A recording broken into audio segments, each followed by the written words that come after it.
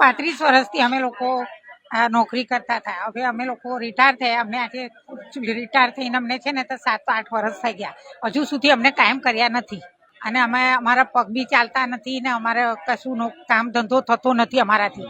અને આ લોકો અમને કહે છે પેન્શન આપવી છે, પેન્શન આપીશું કરીને આપતા જ નથી અમને. બસ 2012માં મારો છોકરો મોટો ઓફ થઈ ગયો. પછી નાના છોકરાને કોરોના નોકરી છૂટી ગઈ. અત્યારે આંખો દેખાતું બહુ નહીં, હાથ પગ દુખે છે, કઈનું કામ કરવા જવાય એવું છે નહીં.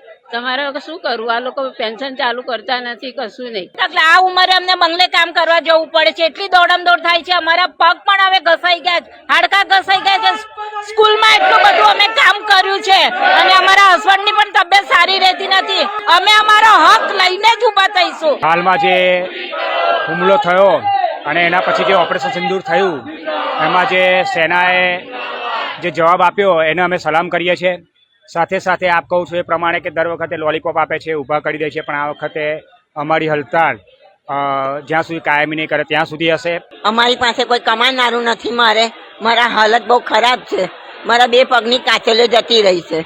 મને કોઈ રૂપિયો આપે તો હું ચા પી શકું એવી મારી હાલત છે સાહેબ. તો મારે કેવી રીતે જીવવાનું હવે?